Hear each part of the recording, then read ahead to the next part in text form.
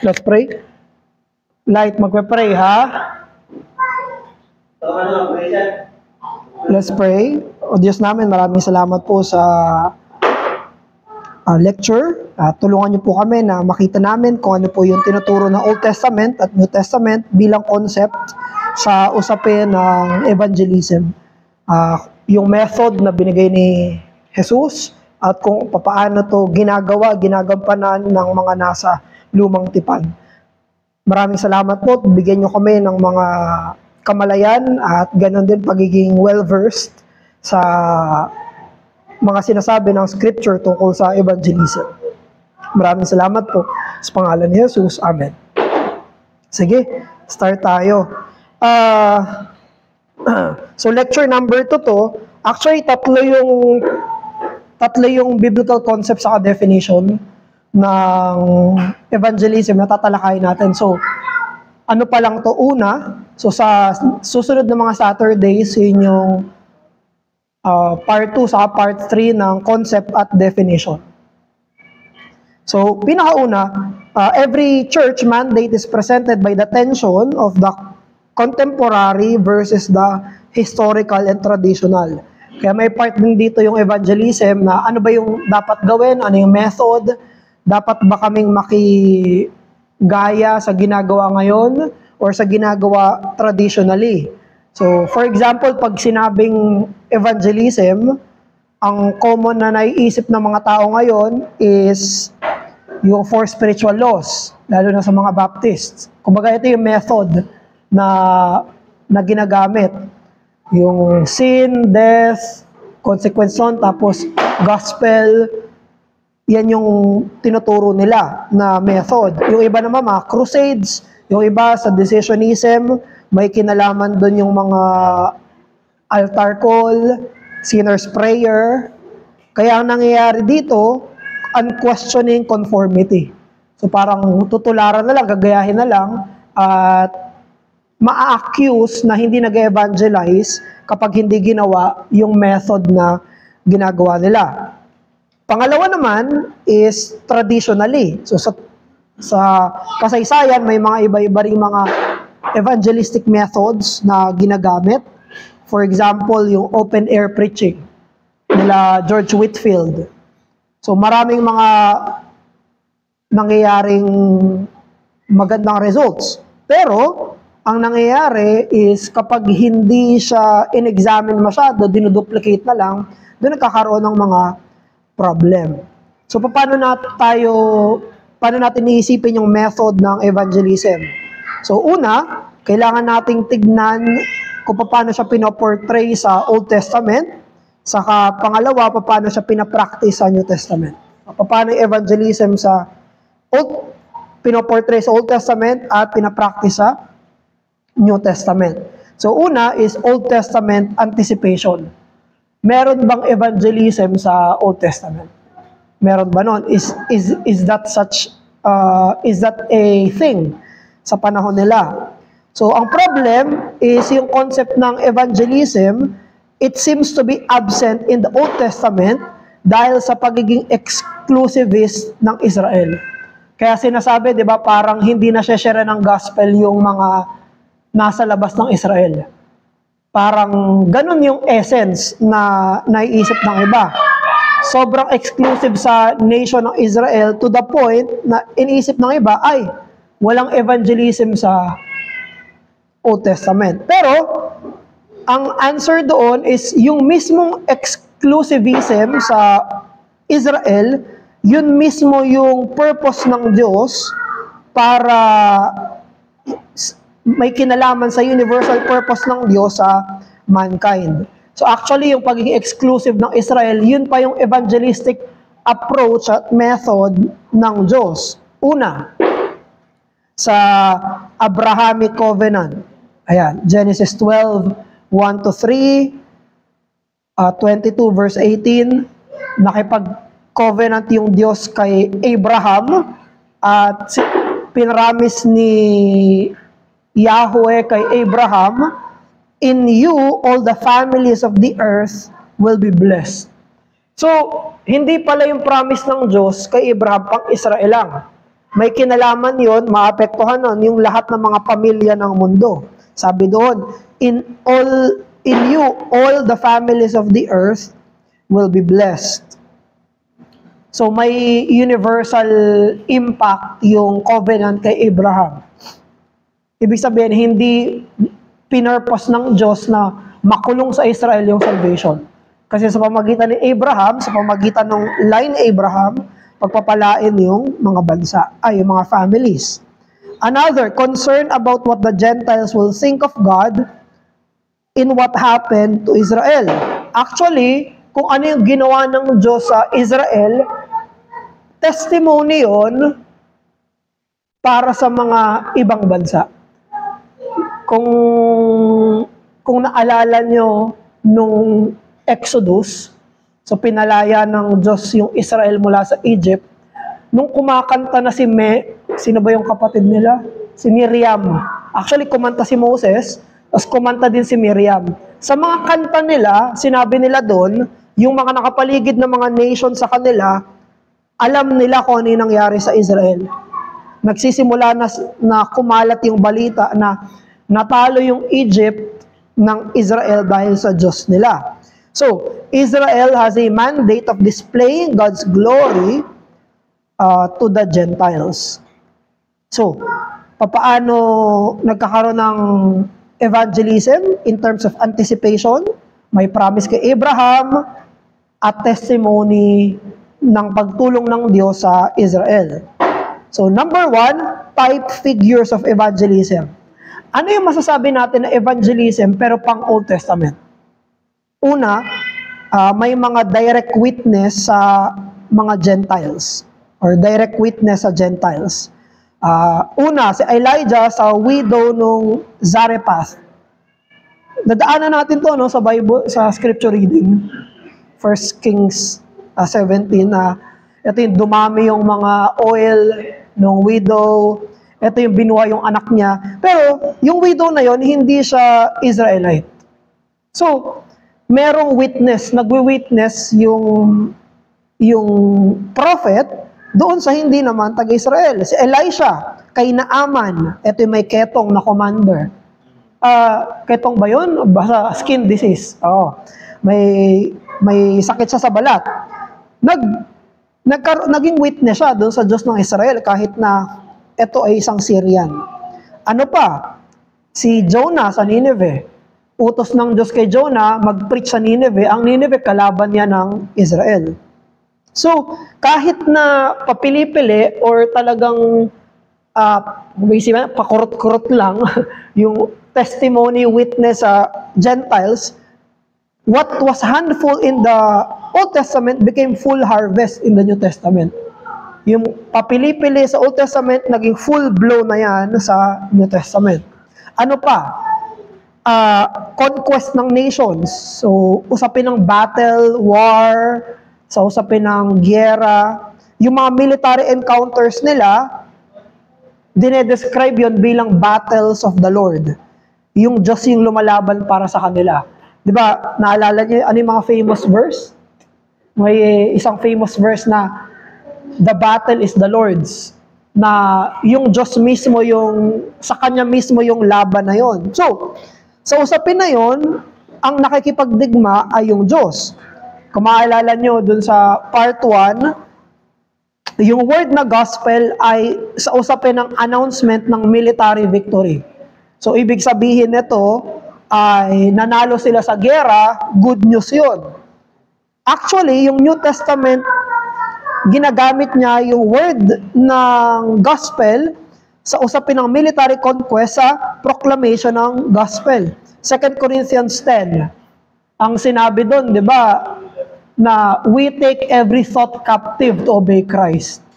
Lahat ng mga isipan, hinuhuli natin, tinatalo natin para ikulong natin sila at maging alipin na tagasunod ni Jesus. Battle language yun. May usapin nyo ng pakikidigma. Hindi naman battle or war, pero sa Gospels din, sabi ni Jesus, yung pagiging strong man. The stronger man will bound the strong man May usapin din ng pakikidigma. So, yung evangelism na warfare sa Old Testament ay warfare din sa New Testament, pero hindi na literal, kung hindi warfare sa confrontation ng isipan.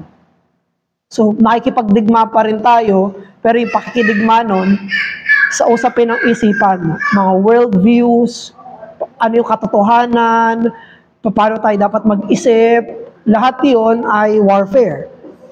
So, evangelism, pag sinashare mo yung gospel, sinasabi mo, etong lahat ng to ay mali, at yung mensahe ni Jesus ang tama.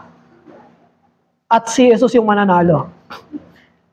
Kaya sabi ni, sino ba yung nagsabi nun? Si Saiten Bruggencate, sabi niya, Christ or foolishness. Mamili ka, Christ or foolishness. Kasi kapag hindi mo kinilala si Jesus, hindi ka lumuhod sa Kanya bilang Panginoon at tagapagligtas, pinipili mong matalo. Dito sa labanan na to.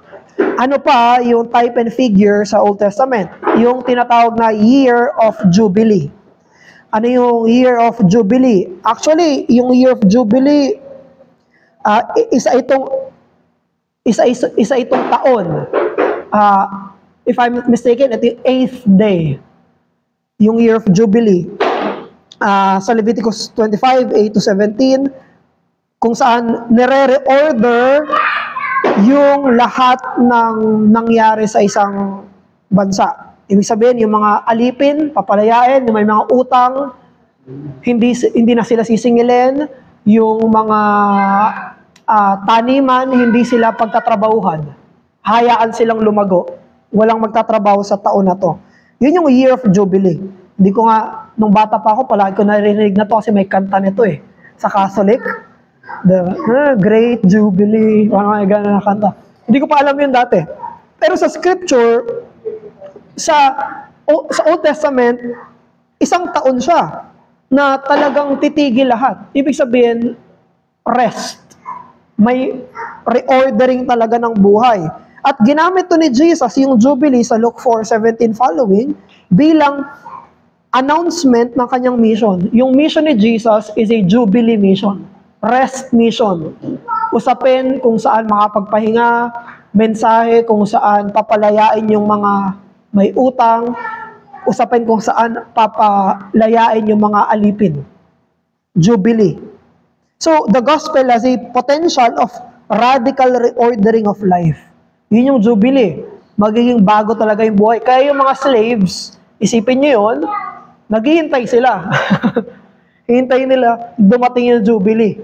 Kasi sa taon na yon, lalaya na sila. Ganun yung mangyayari dun sa gospel. Yung mangyayari sa buhay ng mga naging converted ay it's Jubilee-like and more than. Number 2, may mga prophecies na regarding evangelism. Una, coming of the Gentiles to Yahweh or to Jerusalem. Ang dami nitong mga verses na to. Sa Psalms, Isaiah, Ezekiel, Daniel, yung mga Gentiles, pupunta sila sa Zion, pupunta sila sa Jerusalem, mag-worship sila sa Diyos. Ang dami, sobrang dami talaga ng mga texts at passages. Ibig sabihin, may anticipation kung saan yung mga Gentiles ay magiging kaisa. Magkakaroon ng unity doon sa Israel at sila ay magiging worshiper of God. Kaya napaka-ironic na to na ayaw ng mga Israel sa Gentiles. Pero wini-welcome nila yung Gentiles na maging convert, maging proselyte. Pero parang second hand lang sila ng mga worshippers or mababang uri sila. Pero second class, ayun, thank you. Pero sa Old Testament talagang pinoproclaim na magiging isa kayo ay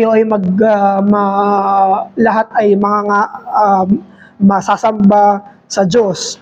So sobrang dami talaga. Ano pa? Coming of the Messiah with announcement of salvation. Isaiah 40 begins with paving the way of the Lord, a message of comfort in forgiveness of sin. Very specific yun. Isaiah 52, 1-10. Salvation in knowing the name of the Lord, followed by the servant Messiah, yun yung suffering servant. So yung salvation, to know the Lord. Sabi ni Jesus yan sa John chapter 17. Sa prayer niya, sabi niya, Father, I have done what you have commanded me.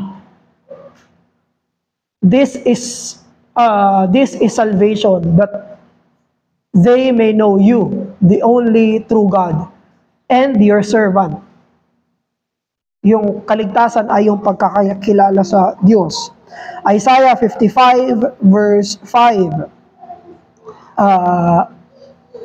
Di ko na pwede pabasa ako. Isaiah 55:5.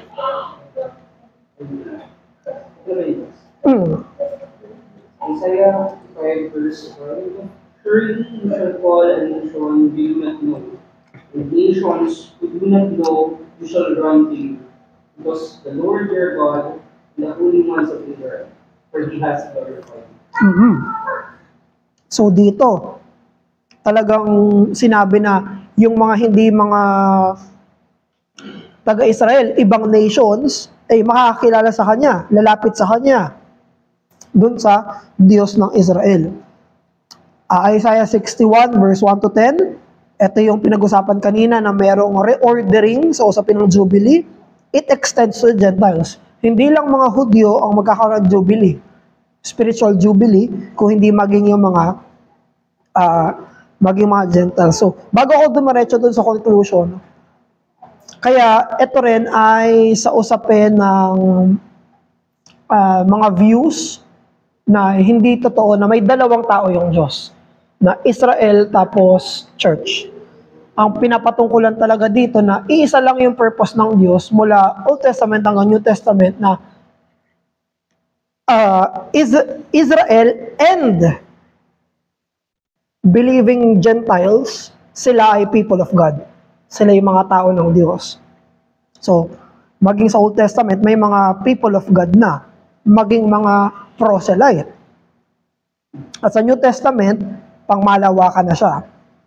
Kinaalala nyo sa New Testament, sinabi na ni Jesus na hahayo yung mga apostle sa buong ends of the earth, pero ayaw nilang humayo. Para sa unang chapters ng Acts, nasa Antioch pa rin sila, nasa loob pa rin sila ng Israel.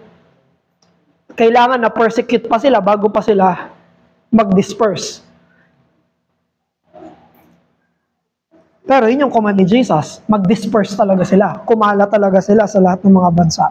So conclusion, the inclusion of the Gentiles to God's people in messianic salvation was the Old Testament anticipation of evangelism. Ang evangelism sa Old Testament ay yung pangako na maging mga Gentiles ay makakasama. Sila ay papasok at magiging bayan ng Diyos. Pangalawa, New Testament mandates naman. Ilan to? 3. Una ay yung Great Commission ng Matthew. Pangalawa sa Luke, may mga commission. At pangatlo sa John, yung commission account ng John. So first, yung Great Commission ng Matthew chapter 28. Ito yung sinabi na, go therefore into all the nations, disciple the nations, baptizing them in the name of the Father, Son, and Spirit, teaching them to obey whatsoever I have commanded you, and I will be with you to the ends of the earth. So yung context nito ay pinapakita yung historicity ng resurrection ni Jesus amidst lies among unbelieving Jews. Christ claims lordly authority and issues the commission to His disciples. Inutos to ni Jesus nung kinlaim niya authority. Sabi niya, all the authority in heaven and on earth has been given to me. So dahil na kay Jesus na yung lahat ng authority, may karapatan siya na mag-utos at may karapatan siya na sakupin yung sa kanya na naman. Parang isipin nyo na may titulo ka ng lupa, tapos kukunin mo na yung lupa mo. Tatayuan mo na siya ng bahay.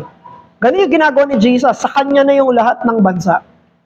Sa Old Testament kasi, sinabi ng Psalms, ask of me the nations and I will give it to you.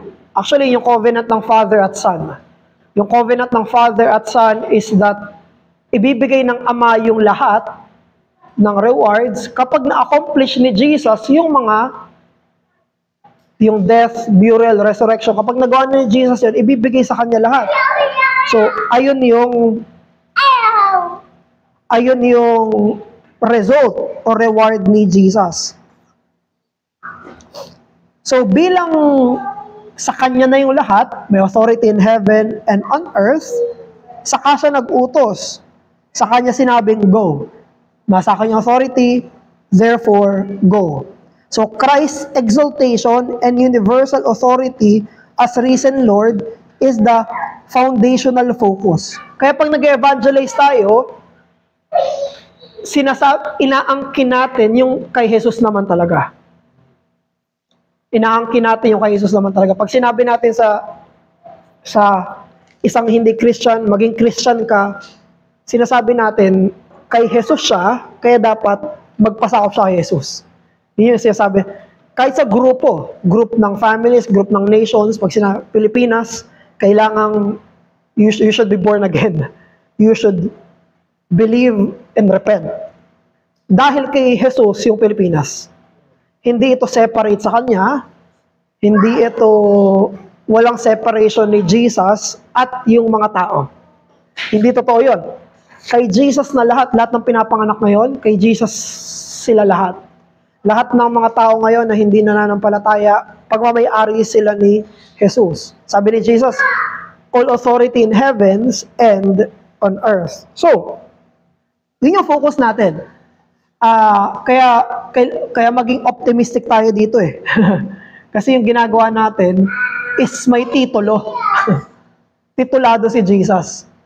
Legitimate na sa kanya yung lahat ng kakausapin natin. Yung lahat na evangelize natin, sa kanya sila. Pagmamay-ari niya sila. Now, kung magsasubmit sila or hindi, prerogative nila yon in the sense ng decision nila. Pero, ano mo mangyari sa kanila, sa kanya sila. So, hindi ko na mabasahin yung commentary dito. Basahin nyo na lang. So, ang major proposition ni Jesus is make disciples of all the nations. Kaya isipin natin, ang evangelism ay discipleship din. Ang evangelism ay discipleship. Kaya hindi natin iisipin yung evangelism na pang one time, parang isang beses, isang event, tapos evangelism na yon. Kasi ang sabi ni Jesus, go and make disciples of all the nations. So, ito yung nag-iisang imperative sa Great Commission.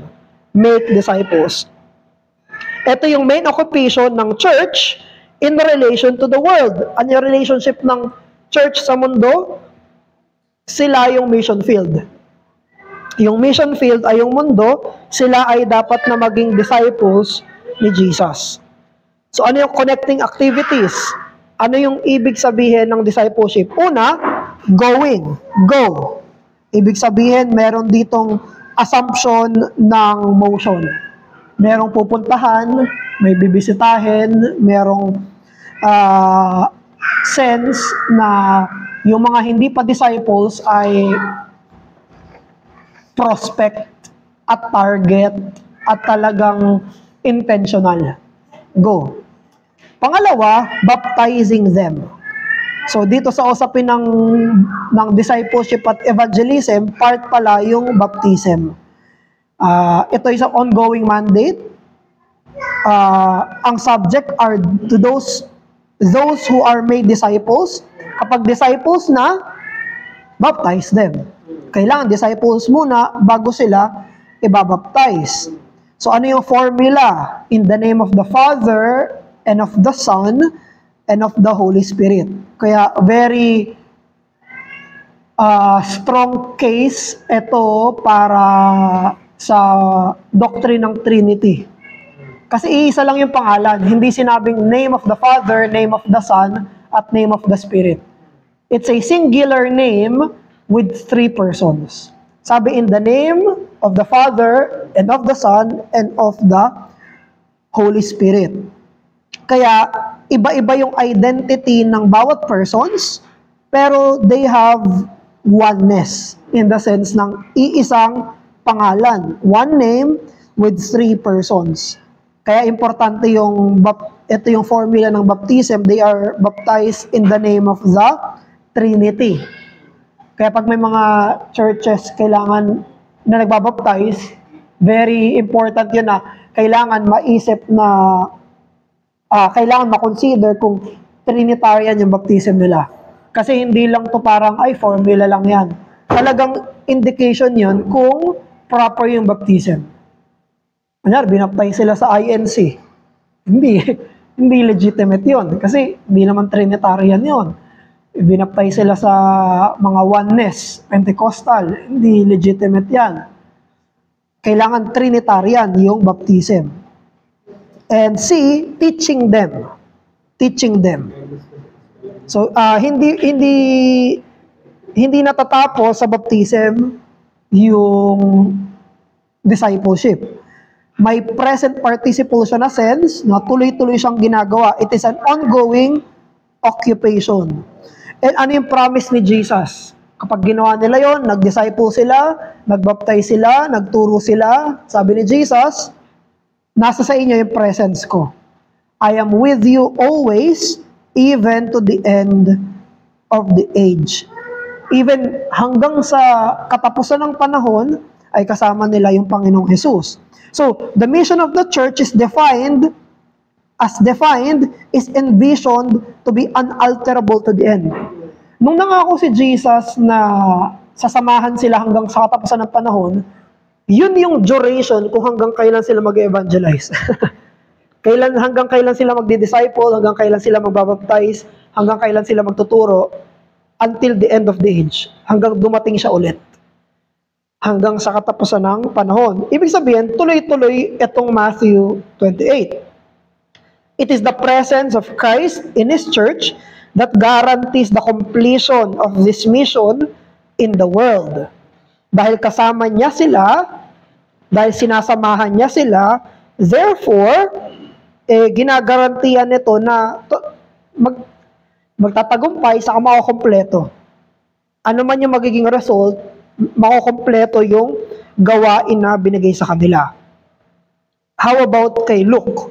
May dalawa, kasi si Luke yung sumulat ng Luke saka Acts. Sa Luke 24:44 to 49,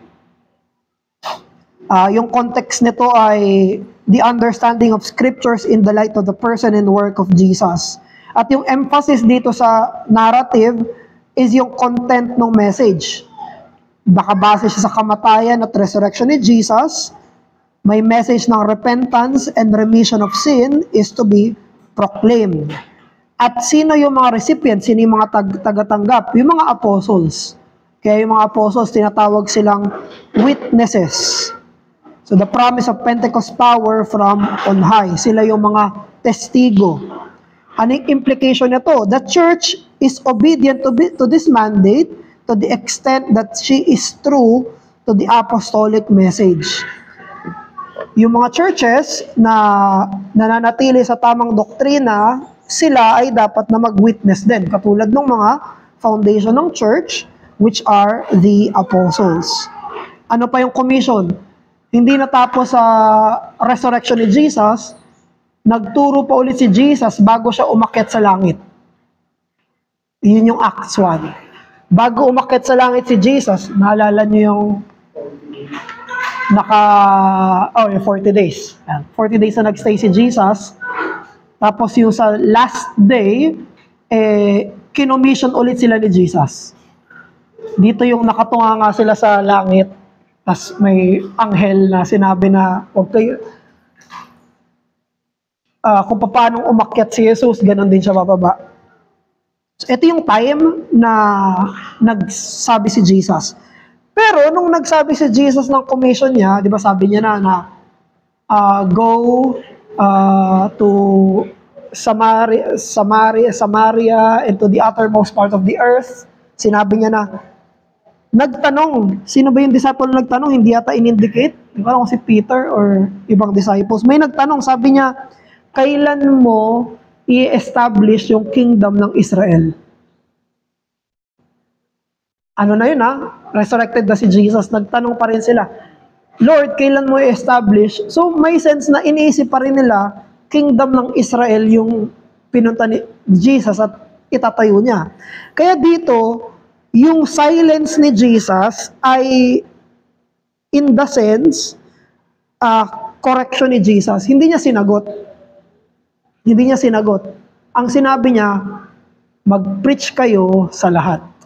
Yun ang sagot niya. Hindi to tungkol sa Israel lang. Yun ang ibig sabihin, hindi to tungkol sa Israel lang. Tungkol to sa kaharian ng Diyos sa lahat ng mga bansa. So, kinorek ni Jesus yung mga disciples in this sense.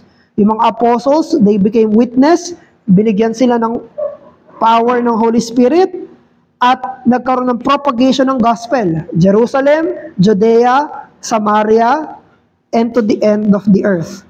And this is the same direction that Luke follows in the subsequent accounts. Kumbaga, makikita natin na soberano talaga yung Holy Spirit. Kasi yung Book of Acts, book siya kung saan kumilos si Jesus through the Holy Spirit sa mga apostles. Prophecy yung sinabi ni Jesus na ito yung gawin nyo, utos siya, pero prophetic din siya. Talagang galing sila sa Jerusalem, hanggang sa Judea, hanggang sa Samaria. Alam niyo yung parang second Pentecost sa Samaria siya nangyari. Tapos, to the end of the earth, kumalat na. So, entered Peter, na nag-preach sa Gentiles, entered Paul, na pumunta na siya sa iba't ibang mga cities, sa Thessalonica, sa Berea, sa Macedonia. Kumalat na talaga. So, ito yung account ni Luke. And lastly, sa account naman ni John. So, John 20 verse 21 hanggang 23. So, nandito naman may mga elements na present sa ibang synoptics. Pag sinabi natin na synoptics, Matthew, Mark, Luke, John. Yun yung synoptics. Yun yung mga magkakatulad talaga. Kasi yung Book of John, unique siya. Hindi siya katulad ng 3 books na gospel narratives. But it is reported in a unique fashion. So, sa upper room, bago ito mamatay si Jesus, bago siya hulihin, nagturo si Jesus tungkol sa Holy Spirit. Darating yung Holy Spirit, kapag wala kayong, hindi nyo alam yung sasabihin nyo, siya yung magtuturo sa inyo. Siya yung magiging comforter, siya yung magiging second counselor ninyo pag wala na ako. They were given the power to forgive sins in the sense ng confirmation. Tinuro yan ng Panginoong Yesus sa kanila ng mga apostles na foundation ng church. They have the co-status with Jesus' mission. As the Father has sent me, so I send you. Kung paano pinadala ko ng Ama, pinapadala ko kayo. Pero dito, magkakaroon tayo ng issue, may questionable use. This is employed to justify different orientations of the Christian mission. Kaya iniisip ng iba, ang ibig sabihin ng mission ay may social work, may sense ng benevolence, may sense ng miracle work. Kasi yun yung ginawa ng apostles eh. Kasi maging sila, may power at gift to do miracle. Pero tandaan natin, lalo na ito sa John 20, nasa upper room and before John 20, many assume that it is addressed to all Christians who are to carry out everything that Jesus did on earth. Pero hindi totoo yun.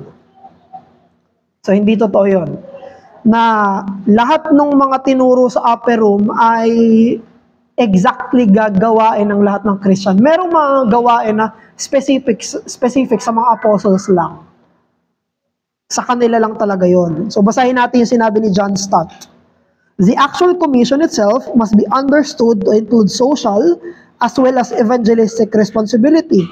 unless we are to be guilty of distorting the words of Jesus. He gave himself in selfless service for others, and in service took a wide variety of form according to men's needs. He fed hungry mouths and washed dirty feet. He healed the sick, comforted the sad, and even restored dead to life. Now, He sends us, He says, as the Father sent Him. So doon nagkakaroon ng problem. Kasi yun yung utos ni Jesus sa mga apostles. Pero, alalahanin natin na may difference. This account of the commission is most apostolic in intent. Hindi lahat ng utos sa apostles ay utos sa ating lahat. Pero may mga utos sa apostles na utos sa ating lahat. Kaya doon papasok yung carefulness. Doon papasok yung dapat maging maingat. So beware. Do not make indiscriminate application to ourselves what may be intended for the apostolic office. Kunyari, yung sinabi sa kanila na kapag pinipersecute sila, huwag silang mag-alala kung na hindi nila alam yung sasabihin nila. Kasi yung Holy Spirit yung kikilos sa kanila. May truth naman talaga na kikilos yung Holy Spirit sa atin, pero specifically sa apostles yun, binigay. Na talagang may special na pagkilos yung Holy Spirit sa panahon nila. Nung pinipersecute sila sa Acts, Holy Spirit yun. Nagbigay sa kanila ng kakayanan at boldness para gawin yon. Yung mga healing, pagpapagaling, sa kanila yon binigay. Yung mga gifts na iba pa.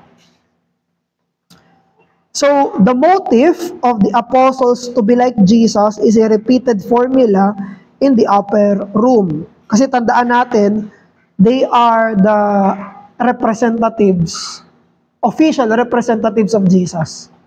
Kaya may special case yung mga apostles. And this was already anticipated in the prayer of Jesus. This too has a clear application to the apostles. May sinabi doon, from this alone, the prayers then reckons to those who believe through their word. May binabasa akong book kay John Murray yata yung book na yun, tungkol sa prayer. Ang ganda nung observation niya sa John 17. Nung nag-pray daw si Jesus sa John 17, pinag-pray niya muna yung sarili niya, personal. Sabi niya, Ama, ginagawa ko na yung pinag-uutos mo sa akin. Ito yung kung ano yung pinagawa sa kanya ng Ama. Pangalawa, pinag-pray niya yung closer circle sa kanya, yung apostles. Yung mga official na apostles. Tapos after nun, sa kanya pinag-pray lahat ng believers. Sabi niya, I pray not only for them, but also for all who will believe. Kaya may distinction na may special case yung apostles at meron special command sa kanila, may special status sila na hindi applicable sa lahat ng believers. May pagiging special talaga sila kung tutuusin. Pinag-aralan natin, ordinary men sila. Totoo yun. Ordinary men talaga sila, pero with a special calling. Ordinaryong katauhan, ordinaryong sinful din sila, pero yung panawagan sa kanila, sobrang special.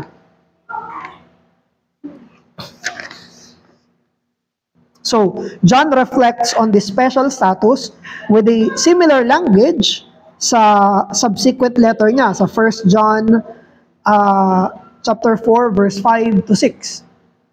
Actually, sinabi niya, maging si Apostle Peter kung sino man ang hindi nakikinig sa amin, they are not confirmed. They are not recognized. May special status talaga yung mga apostles. So, sa atin bilang church, yung sa missions ng church, kailangan i-present natin si Jesus through what the apostles have written on their witness of Jesus. Ganon tayo magiging apostolic. Magiging apostolic tayo kung susundin natin yung sulat nila sa New Testament narrative, sa epistles, kung ipinepresenta natin si Jesus as presented by the apostles. Hindi na iduduplicate natin lahat ng ginagawa nila. Hindi yun ang role. Ang role is i-preach yung Jesus ng mga apostles. Kaya sabi ni Pastor Noel, there is no other Christ but the Christ of the apostles. Kaya dito may subsequent emphasis si John sa intentions ng kanyang writings. Sinabi niya, ito si Jesus, I have written these things that you may believe that He is the Son of God. So, sige, yun ang second lecture natin. Again, ano lang ito? Part 1 pa lang ng concept and definition. So, sa susunod na Saturday, meron pang susunod na ano yung evangelism according to the Bible na susunod na mga parts. Sige, question, this, or mga related. May tanong mo ako ba? Yung sa may John's Commission na nabanggit nyo kasi na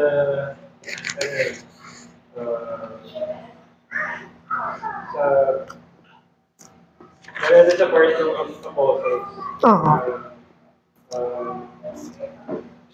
May intention na talagang set apart sila. Yun yung pinapatukuhin ng Ephesians 4:11 to 12. To some pagdating sa mission work, may intended roles for everybody, and specifically not everyone in the apostle. Na ang huli is sina Paul and John. Or at least yung huling na commission, si Paul, apostle to the Gentiles. Parang ganun po ba yun?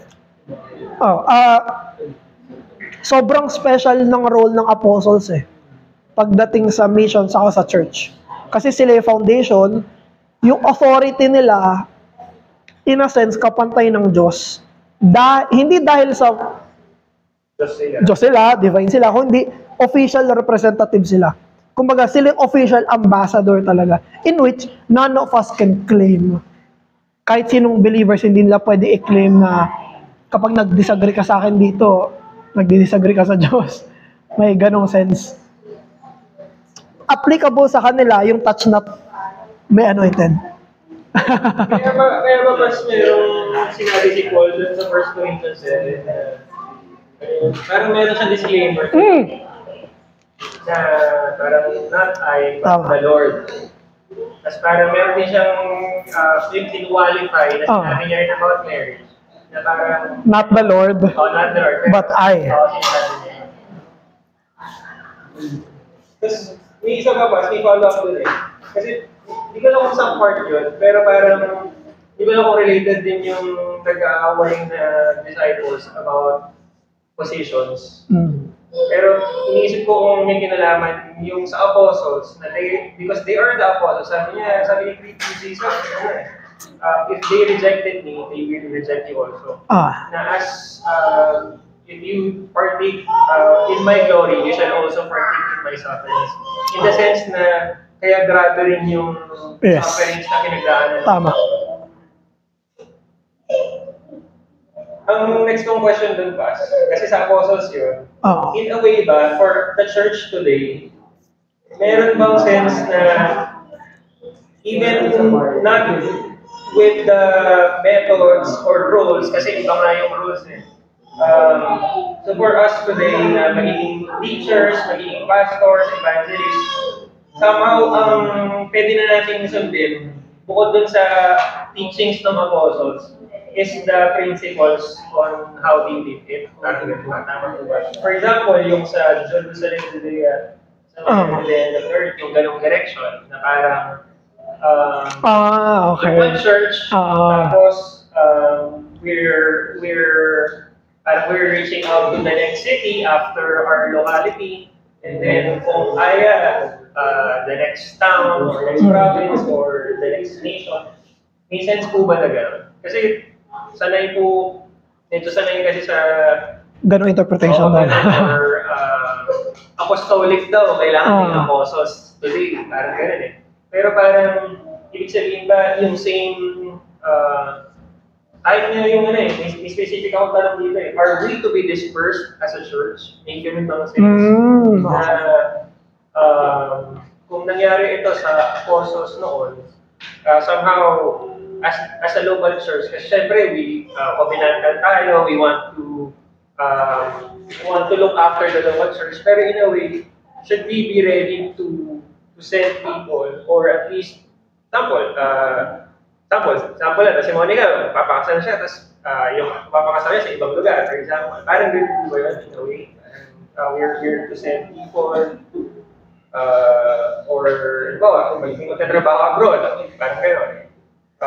Ganun po ba siya dapat tignan for this person? Parang gano'n. Okay, sige bro. Sobrang compounded ng question. Ang daming kailangang i-address doon.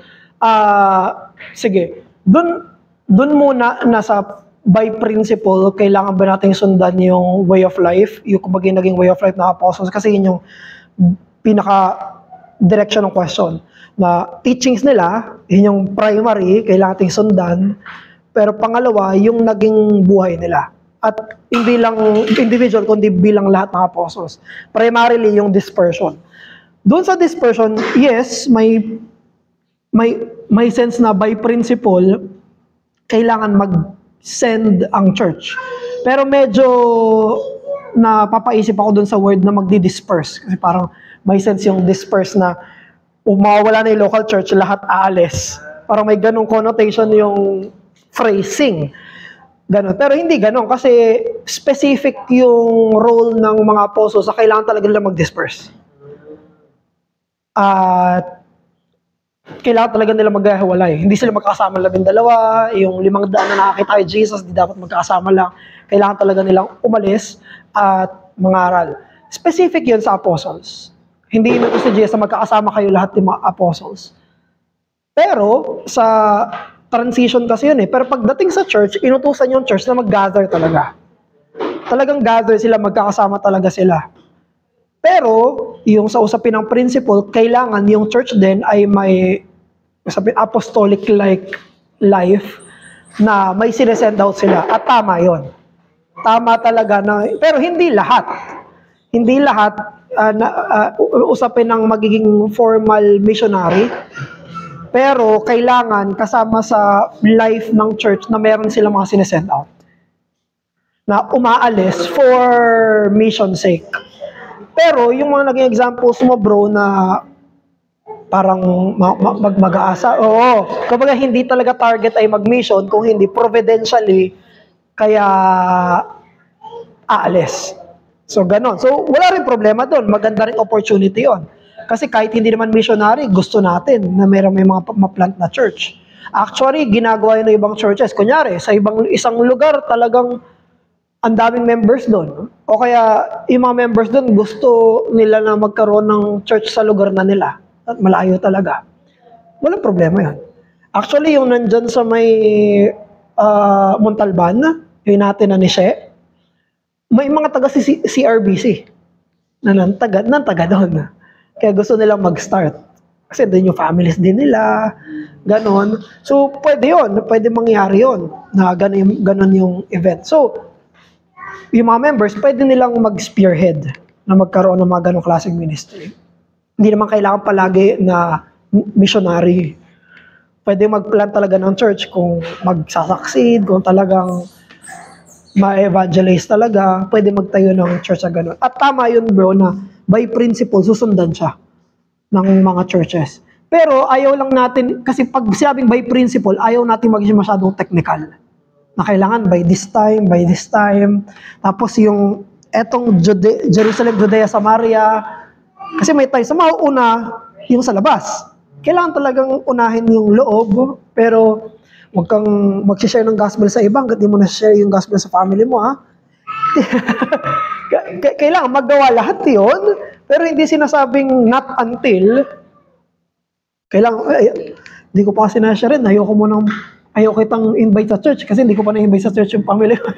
Hindi technical na sobrang parang strict. Kasi pag principle, ibig sabihin, may sense ng iba-iba application niya.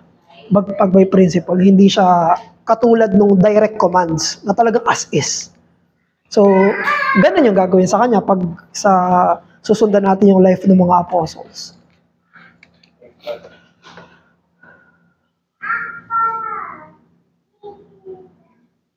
So, by extension talaga, may application sa atin.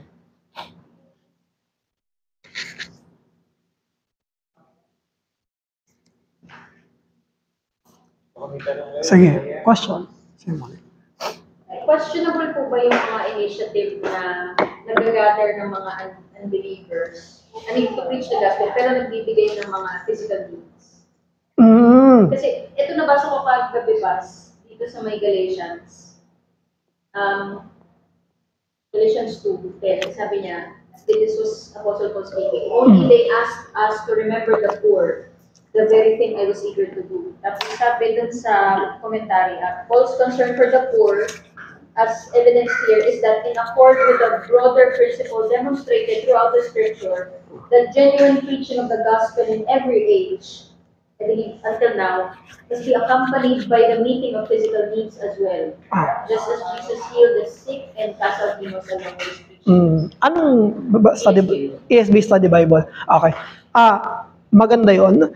Pero ang hindi sinasabi ng Study Bible at hindi rin sinasabi ng Galatians chapter 2 na sa isang pagkakataon sila na kailangan bago ka mag-preach ng gospel, pakain ka muna. After preach ng gospel, pakain ka muna.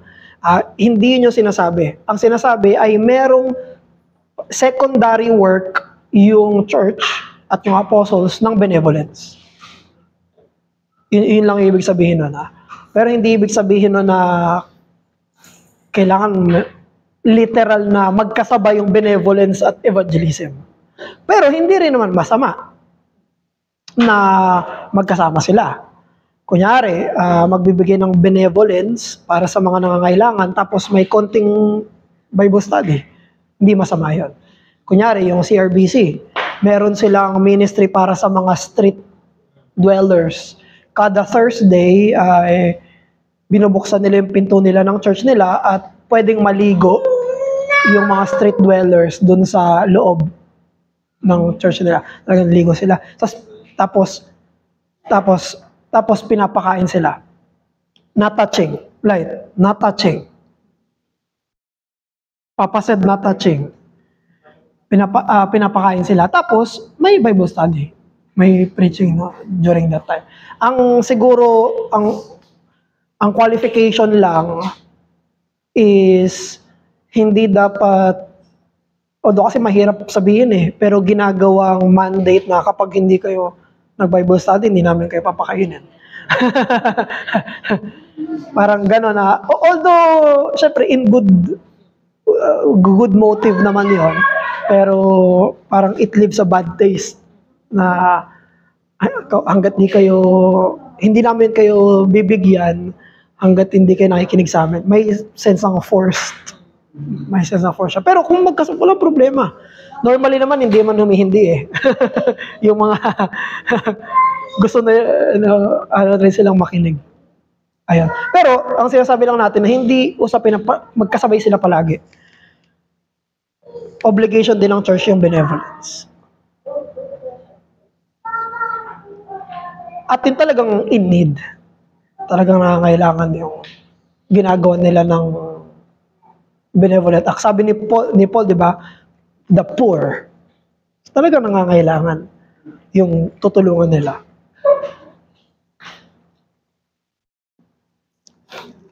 Sige. Follow-up lang, Pastor. Kumbaga, mas hindi siya required na kailangan merong benevolence agad. Kumbaga, hindi nga siya primary kasi tapos secondary. Tapos, in a way, parang naturally, dahil yung anak pa rin ng Diyos, yun yung character ni Christ. So, parang we naturally give what we can to provide for the physical Yes, parang talagang outpouring na yun nung binigay sa atin na benevolence din ng Diyos, spiritually speaking, na mag-overflow yun doon. Tapos, may direct command din. Mas yung sa, bukod sa nasa acts, saka sa letters, pati yung history din ng church, how they look after the orphans and Tama. the widows. Pati yung orphanage, Yes. mga Christian. Even hospitals. Yun, hospitals, tsaka yung universities. Yeah. Yun ang mas. Christian yung nag-found. Sige, bro. Parang, personal naman ito, Pas. Parang, minsan, may quote-unquote, kasi yung tawag na prompting. Parang, paano ba ilulugar yun in such a way na, kasi naniniwala pa rin ako na it's, parang it's different kapag friend mo na yung masyashare mo ng gospel as compared sa total stranger. Pero parang minsan, ayun, napag-usapan namin ito ni Maki, parang sabi niya, minsan parang hindi niya rin kaya na hindi sabihin. Parang may ganun na lalo sa medyo makuna tong discussion kanina na parang merong sense na parang inner conflict na tension na kapag hindi ko sinabi to, parang what's the meaning of life? Parang pointless yung life kung parang may ganong sense na inevitable or compelling. Yun, nahanap ko yung word. Compelling siya to tell this person na kapag yun ka, kapag hindi lang dahil kawawa siya pero alam mo na you are parang the right person, the right time to tell this person about the goodness. May ganong sense na personally din, parang iniiyak ako kasi nag-fail ako doon. Na parang, paano ba yun? Parang, kasi halo-halo na na parang either fear of men or fear of sharing the right message at the wrong time, hindi ganun pa, or the wrong message at the right time na parang what I feel, hindi ko masabi yung tamang gospel. Hindi mo may mga ganun struggle, I would say. Paano do it? Question ba yun na... Opo, paano po kaya? Actually, kahit hindi ko masyadong maisip regarding doon sa sinasabi mo na what if mali yung gospel na ma-preach ko. Kasi alam natin kahit yung pinaka-basic bare minimum ng gospel. At kapag may kausap tayo, hindi natin kailangang masabi lahat. Siguro yun yung isa sa mga iniisip natin. Kailangan lahat. Oo, kailangan lahat talaga. Pag may nakulang ako dito, parang, yun siguro yun yung isa na hindi kailangan lahat. Actually, kunyari sa isang sermon, hindi lahat sinasabi. Kasi alam natin, kikilos yung Diyos sa providence. Kung saan, eto munang sa side ng gospel na to, ito naman na side ng gospel na to.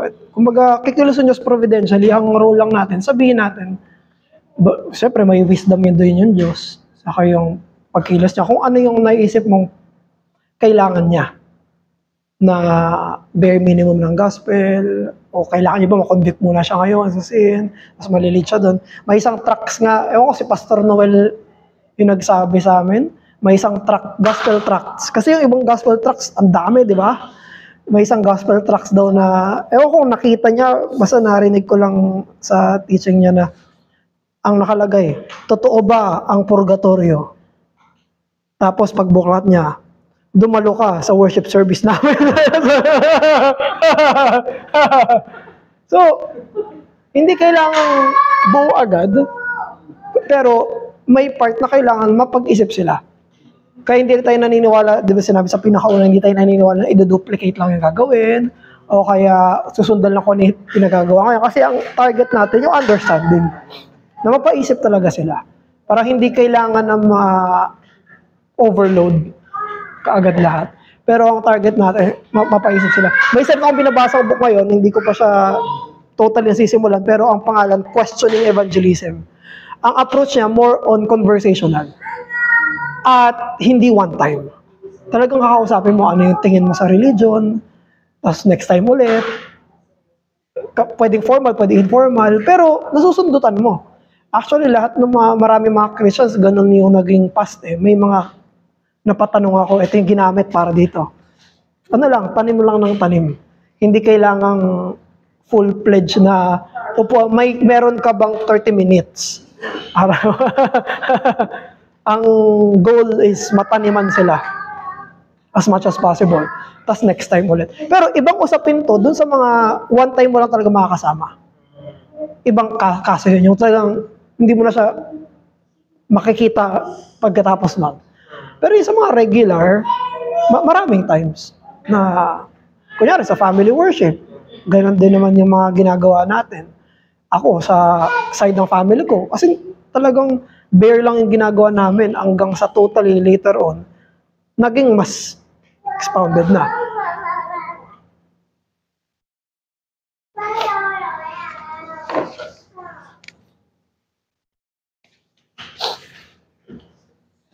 Sige, ano pa? Papa said not touching that, diba? Yes, Mama said not touching that. Yes. Sige, question? No, not touching that.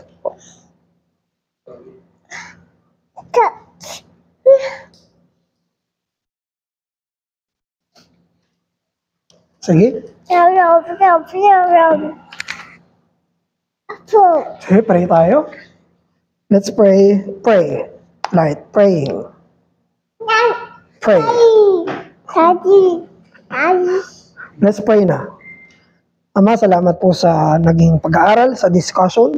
Maraming salamat po sa Old Testament kung saan pinapakita mo na may evangelism na kahit hindi full-blown ito na nakikita namin ngayon, pero may mga anticipation kung saan pinapakita mo yung mga pictures ng evangelism. Salamat po dahil available ito sa lahat. At ganoon din po kami bilang mga mananampalataya, sundan po namin yung inutos ng may otoridad sa langit at lupa, ang Panginoong Jesus. Tulungan niyo po kami na maging tapat ng mga nag-iebanghelyo in personal ways and in family and ecclesiastically. Tulungan niyo po kami na maging faithful sa usapin ng pag-iebanghelyo. Maraming salamat po, aming Diyos, sa pangalan ni Jesus. Amen. Amen. Amen.